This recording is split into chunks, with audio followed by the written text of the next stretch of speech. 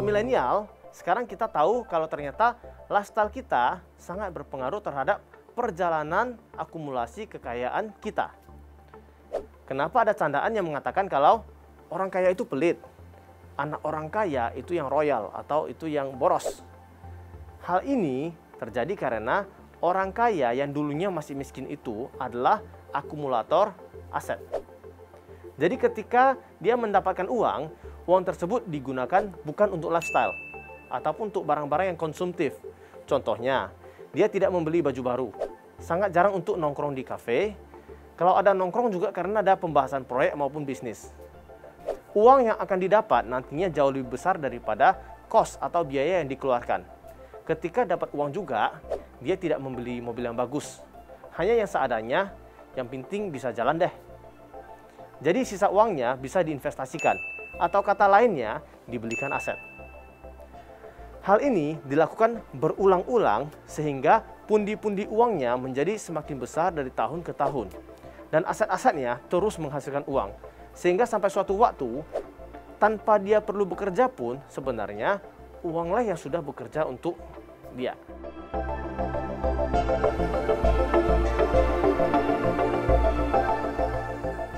Kenapa cerita ini penting?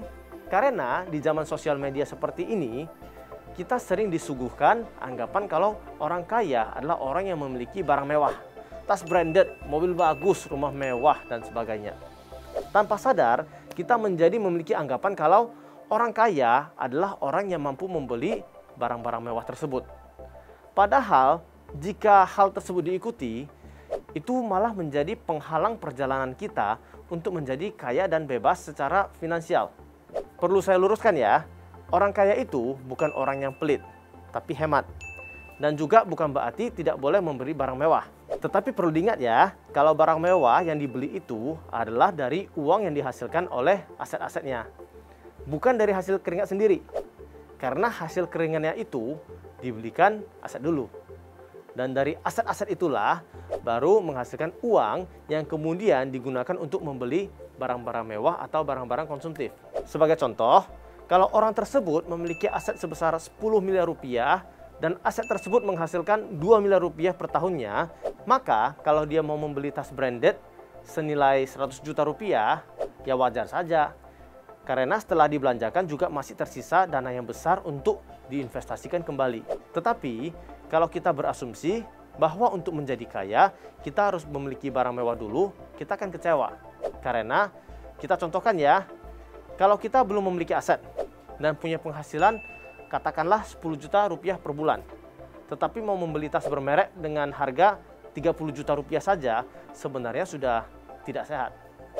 Karena artinya kita akan mencicil barang konsumtif tersebut yang notabene tidak memberikan return atau hasil untuk kita. Tentunya hal yang berbeda ya kalau kita adalah orang yang membutuhkan barang mewah untuk meningkatkan produktivitas.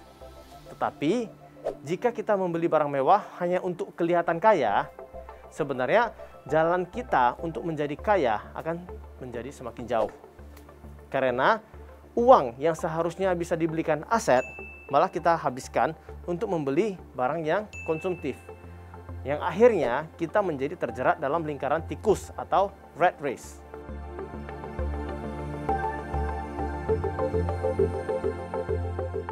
Sekarang sobat milenial sudah tahu kan bedanya antara aset dan liabilitas? Jadi, cara untuk menjadi kaya adalah mengetahui bedanya aset dan liabilitas. Pergunakan waktu dan usaha kita untuk membeli dan mengumpulkan aset, bukan liabilitas ya. Sesuaikanlah lifestyle kita supaya kita masih mempunyai anggaran untuk menabung dan berinvestasi.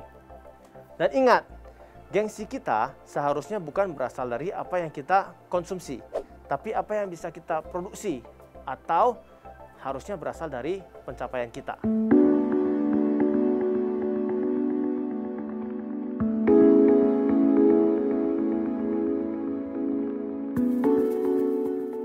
Semoga dengan mengetahui perbedaan aset dan liabilitas ini, sobat milenial semakin tertarik untuk belajar lebih banyak lagi tentang keuangan dan mulai membangun fondasi keuangan sobat milenial dengan pertama, lebih memperhatikan lifestyle kita.